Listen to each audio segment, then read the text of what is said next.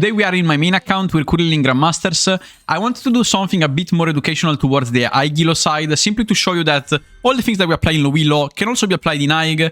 The difference is simply that sometimes it's a bit harder to execute and there are more things happening at a faster pace. The guy went for lens, so we are gonna cleanse out this ward if there's any. Actually, they didn't ward, so in this case we didn't. Alright, we take an auto. Guy pings me because Aigilo. You see the difference between Silver and Grandmaster players? They always ping more. So let's see if we can actually win this game. This is gonna be a rough one. Whether or not it's a lose or a win, you're gonna see this video anyways. Just so that you know it. Like it's usually... okay, no heal.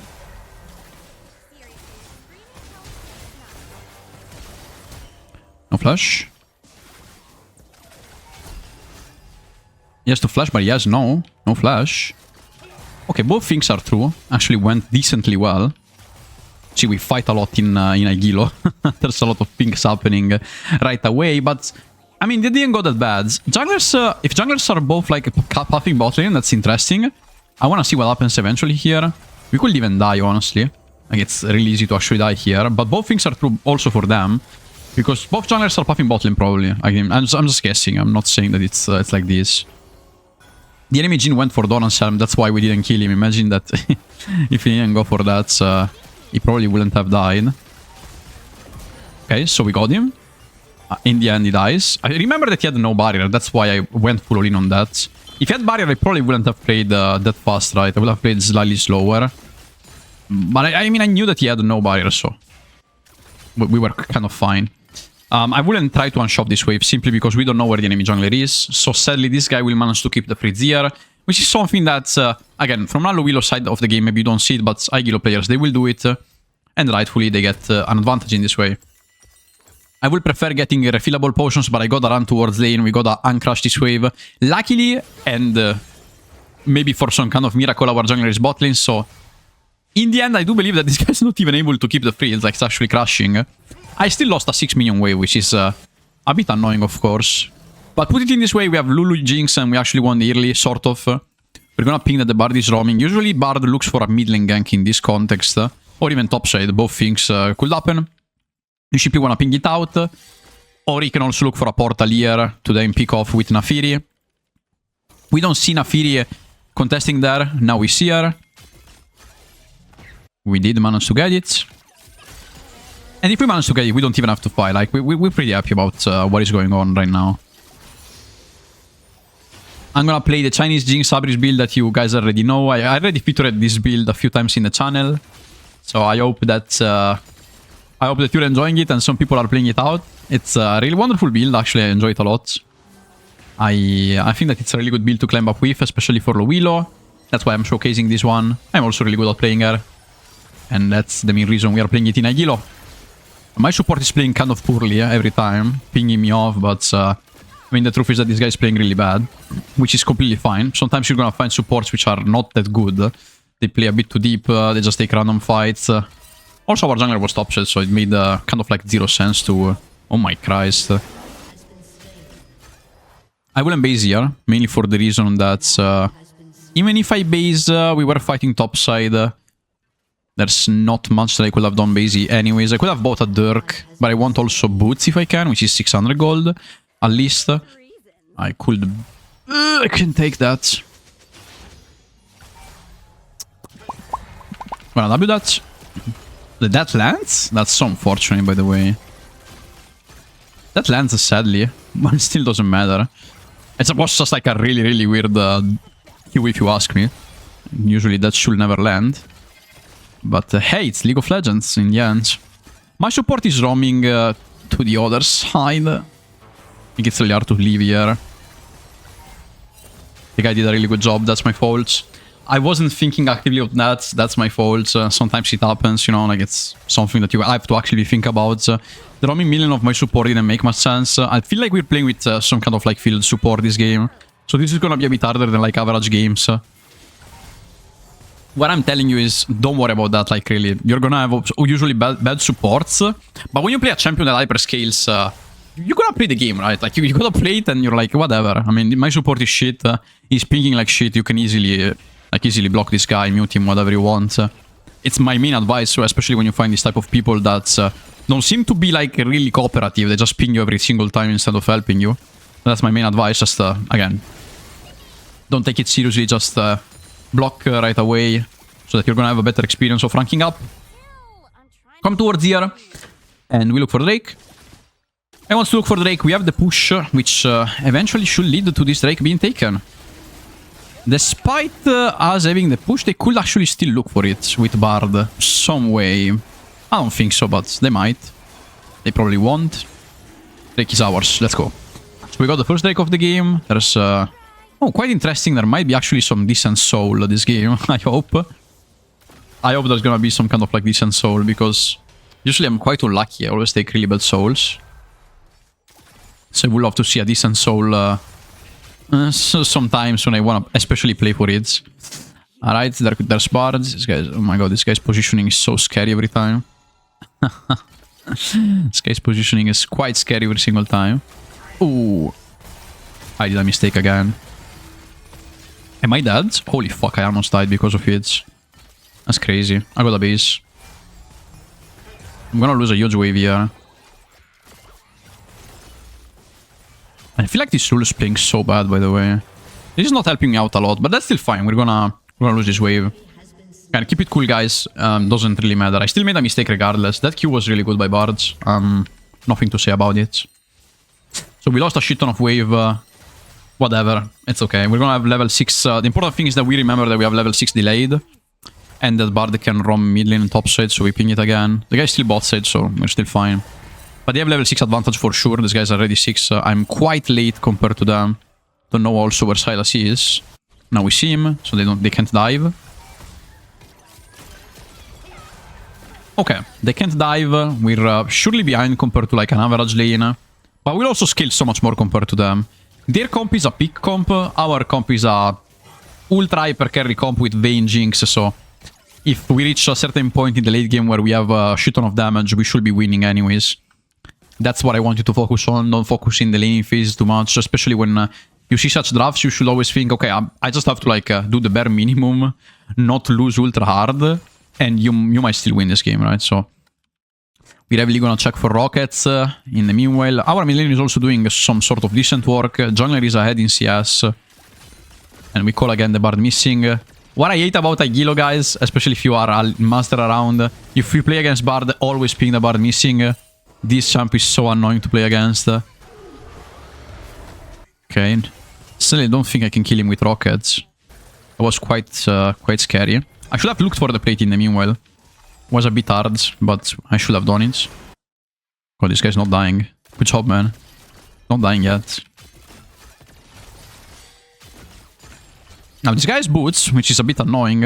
And of course, he has a tiny advantage on us from a gold perspective. So we don't want to fight too much.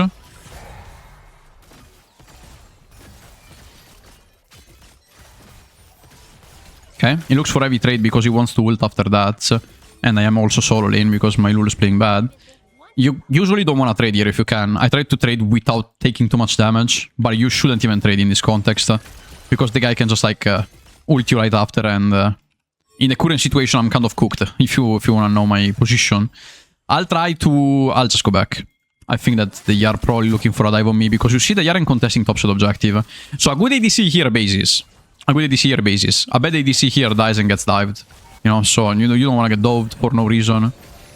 Especially if you see that the enemy comp is not over contesting this position.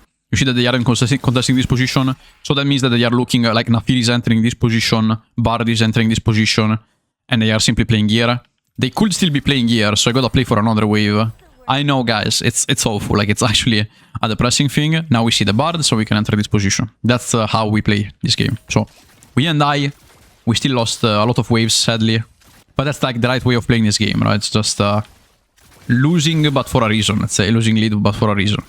I would love to get the item if I can. The Abyss will be a good spike. And of course, this guy sooner or later is gonna become... I mean, one item no, because he did rush his shoes, which eventually delays his spike. He delays his one item spike. think he's dead. We'll see now. Both supports roaming again. You're gonna see this happening a lot if you're playing Agilo. If you're playing Master Plus or stuff like that, there's like a lot of fights happening, but not on your lane. Jhin could ult, we're gonna ping it. Probably the guy could get a kill or two if he goes there. We got a really good rocket. Look at that. Awesome. I hope he doesn't die. He dies. But that's a 1 for 2. Which is eventually really good. We took a really good rocket there. You see, like, another perk of, like, playing Jinx is you can impact them up by using rockets. Despite your support playing for another lane.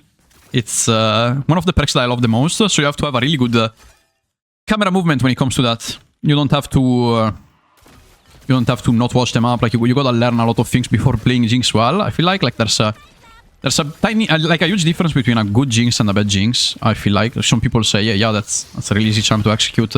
But there's a lot of things that you have to, like, look out for. And as you can see, like, we have perma roaming support. She closed Ardent, which is pretty good. We see the difference of items right now. But still doesn't have first item. So we can look for some heavy trading right now. Get the pickaxe off. Oh, not the shoes. With this build we go healing boots. And I'm still giving you, like, all my top processes, right? We're doing really, really well. I made a mistake where I almost died twice. But again, those mistakes happen because the higher you go, the more they try to punish every single thing of yours. Just keep it in mind. Alright, this fight, I think we're slightly late for it. I mean, I don't think yet. I'm pretty sure about that. So I'm gonna take it. I don't think that's what they wanted to do. I don't think that's what you wanna do. Absolutely not. Not into a Jinx with traps up. That wasn't the thing. I don't think so. Alright, so we take another Drake. And this game is going bonkers, actually. Look at how many stacks of Fabrics we already got. Like, already 3 stacks, I think. 3 stacks of Fabrics just by one fight. That's actually crazy. Please, Fire Soul, man. Fire Soul. Give me a good video. Fire Soul, let's go! I told you. I got a gamble, man. Have you ever gambled on a League game? Again, like, it's something that I did once. I gambled on a Drake and I lost. Of course I lost. But every time I'm not like actually gambling on that. Fuck it, man, really. Anyways, Red Soul, let's go. 4-1. Ardent Chancellor Lulu, huge mistake by the enemy team. Ooh. And now this fight here. I mean, if they don't die, that's awesome. Look at how many items we have. Like, we're really near to Infinity Edge as well. I can look for a rocket. That's really hard rocket because we're playing basically on the other side of the map. But I have a lot of AD. I don't know which one to rocket. I guess I'm gonna rocket sort of here. It's gonna, like, her base probably below the tower, if I'm not wrong. Oh my god, this guy. I mean, he moved him. That's quite unfortunate. I mean, they still kill him. That's completely fine. So if we play for Drakes properly and we don't make too many mistakes, this game is on our bag, right? We have a good scaling comp, and we kind of, like, surclassed the early game part, which was the hardest part of this game, honestly. When you play against Jhin, the hard part is always kind of like the early game, but you tend to outscale him really hard. And so if you manage to, like, reach a point where you're like, okay, I'm completely fine, nothing happened. I didn't lose the lane at all. I get a reset. That's why this champion is lovely. Like, really, you get an assist, you get something, you just win the game from there. Even a rocket, just a rocket million or top lane change the game because you can get item advantage again. And when you get a lead outside of the lane, it's always so much better because you're making your team strong. Like, you're making your team able to carry.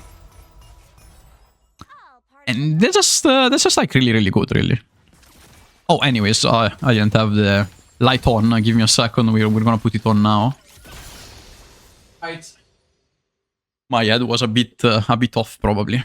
But now you can see a bit better. Alright. What to say? What do we say? We are doing fine. We have a good farm. Not crazy good farm. There's Bard, which we gotta always be really careful about. Especially if Lulu is playing like this, which doesn't make much sense. But we are gonna accept it again. We'll check for top lane. Oh, he tumbled forward, but he still wins. Okay, we see Bard, which means that we can enter this position. Like, we can push it now. And see if this guy is gonna... Oh. Oh my god. Why did I flash that? I should have never flashed that. My bad, the Sylas was actually playing Bash, that's my fault. But it's because my Lulu is playing really, really shit. Like, she's playing in a really bad way. She's always playing here without fog, but I shouldn't walk up here and rotate. That's like the main thing that the guy is waiting for, so that's my fault. I kind of like lost a bit track of what I was thinking about. I apologize on that. Sometimes it happens again. The guy was literally waiting here on the back for me to rotate towards the fight because we miss vision, right? That's the main problem. The main problem of the fight is Jinx. Like, you never wanna push bot lane and then rotate to a fight without vision, especially in the River. It just makes no sense. It feels impossible. The champion just doesn't do that, really. And so, again, my advice here, do not do what I did. Never play a fight if your team is hard forcing it for no reason. Both players died. Gotta respect the Naafiri. And against Naafiri, I like Runans a lot. So we're gonna probably go Runans. Runans is a really strong item. You can basically ricochet on the wolves that the guy has. So it feels quite strong, if you ask me. So we're gonna take this tower. Probably the guy's gonna look for us. Which we can easily just avoid by doing traps. And I think we win. Naafiri is one of the easiest counters, really. Like, you can easily beat Naafiri as Jinx. And that's why also sometimes people play her. And that's like wonderful as a thing. Okay.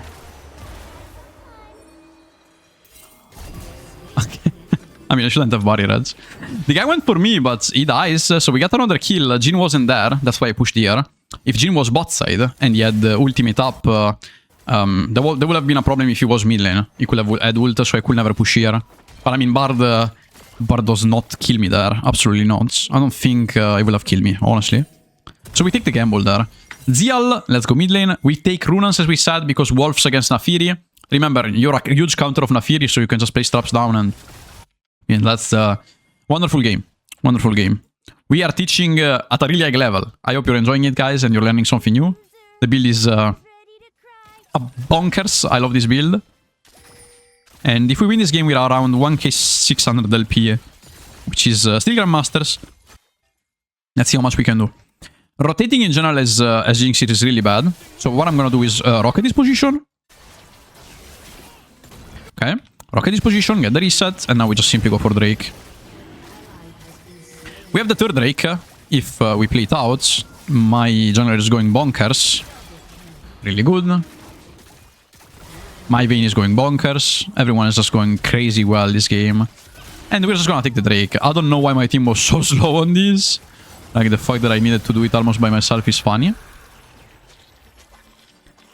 And you see, like, when it comes to Jinx, 99% of the times, you do the right rocket at the right time. The right rocket at the right time. I simply watch them up, boom, right rocket at the right time. And you can see, you can perceive how much I changed the game with those rockets. There's a lot of difference between, like, a normal game and a game without me landing rockets. So landing rockets is a really important perk of this champ. And watching them up a lot, right? So something that maybe DCs don't do. Watching them up way more than what you should. I can double again, maybe. Okay, yes, throw portal away. Bard is so annoying as a champ against Jinx because he can always, like, do X-Ally, this type of work, which is ultra fucking annoying. You gotta flash that 99% of the times if the Bard is good. Now, we're not playing probably a Challenger Aigilo lobby. Okay, we're not playing a Challenger lobby. We're not. But we're playing around Master GM, and if a Bard plays well, he's always gonna force your flash, or gonna kill you with a really good Bard ult. Luckily, this guy's playing bad, which makes this game even easier, no? We do the rotation because we have vision, you see? We have the rotation. We have all the vision here, so this rotation as Jinx is fine. 99% of the times it's bad. But like this, completely fine. We can rotate, we have vision, even flank, I will say. Now, we gotta see... they wanna defend it, they don't, because rightfully we have vision. We're really near to Runans. Playing mid in this game felt really hard the whole game because you see Lulu's playing mostly for someone else rather than me. So you gotta be ultra careful when you're playing against Bard and your support is playing for someone else, right? And they are playing a lot for someone else. But in the end, if my team goes ahead, I'm not even mad. Like, let's say that you are not mad about it. From here we can sell Doran's bow if we really need. I don't wanna waste too much time. We have Nash in 20, so I wanna be ready for it. We sell Doran's bow, get Runans. Again, we go Runans for one reason mainly, which is Naafiri. Naafiri and Wolves. Like, every time she levels up, she has more Wolves, and every time you click her, you just get a reset for free. Like, you completely one-shot her. That's why we are going for Runans. I find myself always having, like, an easy time getting a reset. Oh, that cannon is feeling... I feel I feel the stress of that cannon not dying and not giving me golds. But that's fine. So we had jungle winning, top lane winning. I guess people will say, oh, you lucky bastard as always. But I mean, I think I did a good game overall. Just like a few mistakes in the laning phase, which can happen. They can, of course, happen. But yeah, I mean, we had basically a perma-roaming support. Rightfully, we are going to have some laners a bit higher, like a bit more ahead than the enemies. And also, again, those pre-2 rockets that actually made a huge difference. Alright, take this off. And now we're gonna make a big fight, I think. We should actually make a big fight. We have Fire Soul in a few, which is wonderful, really. Vayne Jinx, Fire Soul is, I don't know, something that I wanna dream about every single night. Like really, every single night, every single day. Boom, dodge. That's fine, push melee. Get the reset on the tower. Just hit it once so that we get the reset. Guy did the thing. We made a few mistakes overall in this game, but I just want you to notice that in the end, it's about playing, right? It's about like playing after the mistake.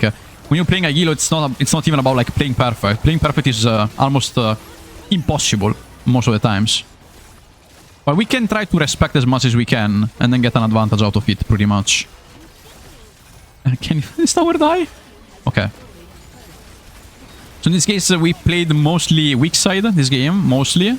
Not completely weak side, but of course the fact that we didn't have Lulu didn't help that much. There's a Yone trying to ult us in the back. Actually, that's scary. And the only thing we have to do now is to simply go Nash or base for Drake. I will base for Drake. I think that's the most consistent thing. We're gonna base. And get... I will take boots right now. Usually I go healing boots with this build again. I don't have any type of sustain. The only sustain that I have is on boots. So if you buy them, try to buy them at around third item. Usually you also want to stack them a bit. But 4% Omnivamp, especially if you have Rune, is more than enough. Alright, the enemy FF'd. We won the game. Guys, as you can see, just like a tiny example of an Aguilo game. We made a few mistakes. But what's the difference between like a low and Aguilo game, no? The supports tend to roam a bit more. You want to play a bit more safe when you read a specific condition in the map. And that's how you carry a game. As you can see, Grandmasters, we won the game. Thank you so much, guys, for watching, and see you in the next video. Bye-bye!